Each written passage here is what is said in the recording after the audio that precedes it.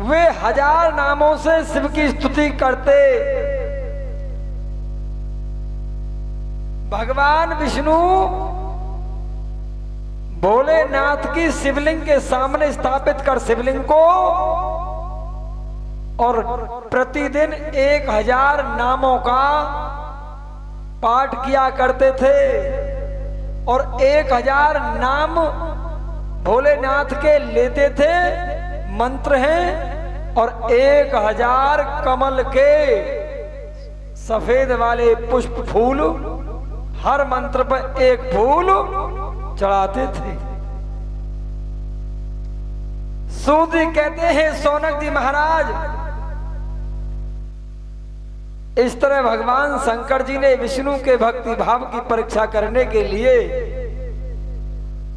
भगवान भोलेनाथ ने एक दिन क्या किया कि मैं ये देखना चाहता हूं कि ये कैसे भक्ति कर रहे हैं, सच्ची भक्ति है या झूठी है।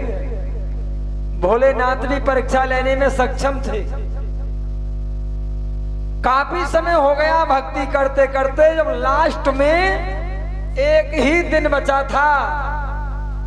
आज भगवान विष्णु, सूत जी बोले, महेश्वर संतुष्टम देवम देवयाते शिवो हरे मुंडो रुद्रा पुष्करा पुष्पांजलि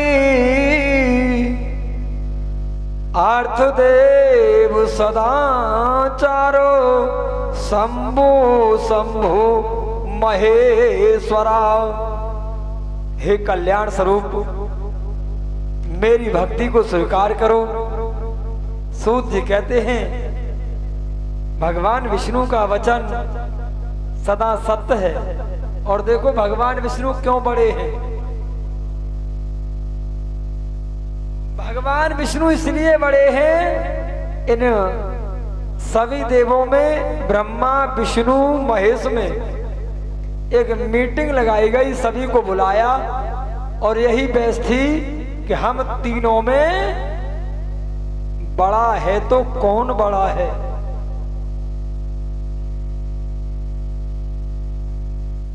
अब सब ये कहेगा हम अपने मुंह से बड़ा कैसे बताएं अपने को। तो ब्रह्मा जी ने कहा कि हम अपने ऊपर नहीं छोड़ते हैं। भृगु ऋषि को बुलाया और भृगु ऋषि जी के ऊपर छोड़ दिया। कहा कि तुम इस बात का दूध और पानी यानी निवारण करोगे कि तीनों में बड़ा है तो है कौन। भृगु ऋषि जी ने काफी समय बिता दिया। क्यों कि वो एक साथ जाते परीक्षा लेने, तो सभी को ध्यान था कठोर भी मुलायम बन जाएगा आराम से। अरे कल तो मीटिंग हुई थी। अब काफी समय बीत जाने के बाद जब भृगु ऋषि जी ने मन में विचार कर लिया कि अब तीनों देव भूल गए होंगे इस बात को कि कहाँ सभा लगी और कहाँ ये वार्तालाप हुआ, तो सबसे पहले कैलाश पर्वत पहुंचते हैं भृगु जी। और कैलाश पर्वत भगवान भोलेनाथ के सिंहासन से 50 मीटर दूर से ही जोर जोर से भगवान शंकर जी को व्यंग वचन सुनाने लगे बिना बात के। और ऐसे ऐसे वचन बोले जो माता पार्वती को अच्छे नहीं लगे। जब माता पार्वती ने कहा प्रभु देखो कितना सुनोगे, कितनी देर हो गई, ये ऋषि है कौन है।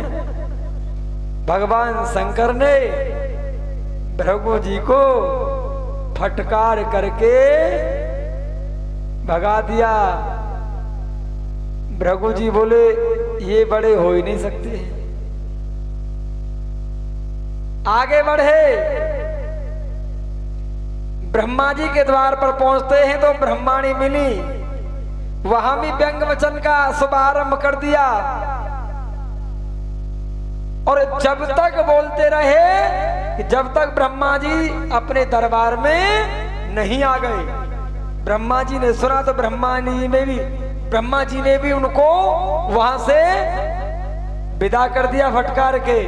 बोले ये भी बड़े नहीं हो सकते। अब पहुंचते हैं विष्णु भगवान के दरबार में। देखो इसीलिए तो भगवान भोलेनाथ इनको बड़ा मानते हैं।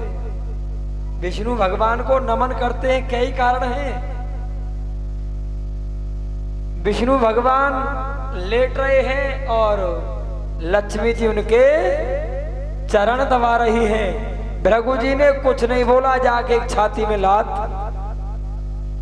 बिना बात के भगवान विष्णु की छाती में लात मारी।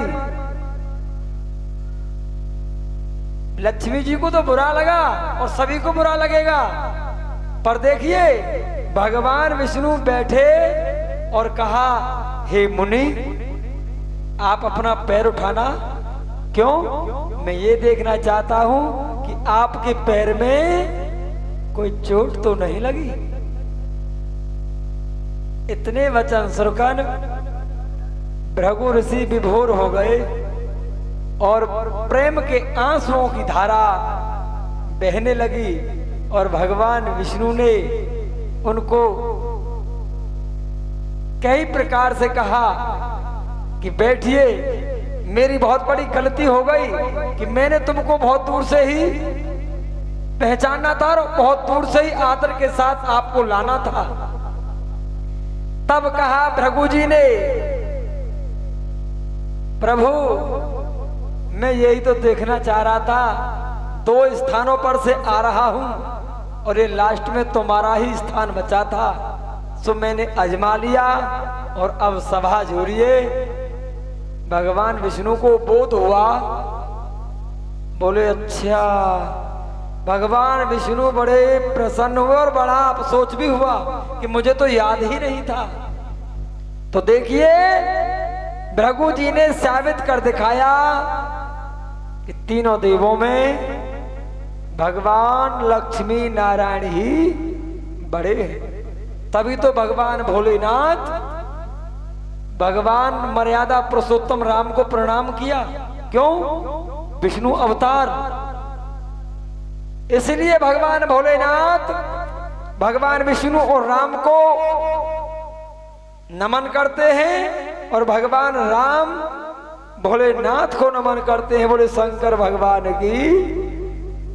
आज भगवान विष्णु को आराधना करते करते एक मंत्र पर एक पुष्प चढ़ाते थे। विष्णु भगवान ने कहा, हे शिव रुद्र दुख दूर करने वाले, आप आकाश स्वरूप हैं, आप के समान कोई है नहीं और पुष्प के समान खिले हुए आप नेत्र वाले हैं। यदि भगवान शिवलिंग पर, भगवान भोलेनाथ के शिवलिंग पर कोई प्रतिदिन सावन के महीने में और कमल का पुष्प सफेद चढ़ाता है तो उसकी बहुत जल्दी मनोकामना पूर्ण हो जाती है। बोले शंकर भगवान की। काफी समय हो गया, जब लास्ट की भक्ति बची तो भगवान भोलेनाथ ने परीक्षा लेने के वास्ते विष्णु भगवान की झोली में से एक फूल छुपा लिया। जब एक पुष्प छुपा लिया कमल का, लास्ट का मंत्र बोलने को तैयार हैं भगवान विष्णु। बहुत ढूंढा, वो पुष्प नहीं मिला। जब वो पुष्प नहीं मिला तो देखिए भगवान विष्णु ने सोचा कि मुझे पुष्प तो चढ़ाना ही है। भगवान विष्णु ने अपना एक नेत्र ही चढ़ा डाला भोलेनाथ की शिवलिंग पर, पुष्प की जगह पर। जब भगवान विष्णु ने अपना एक नेत्र निकाल के चढ़ा दिया, आज भोलेनाथ बड़े प्रसन्न हुए और वहीं पर प्रकट हो गए। बोले धन्य हो तुम्हारी भक्ति और मैं तुम्हारी भक्ति से बहुत प्रसन्न हूं।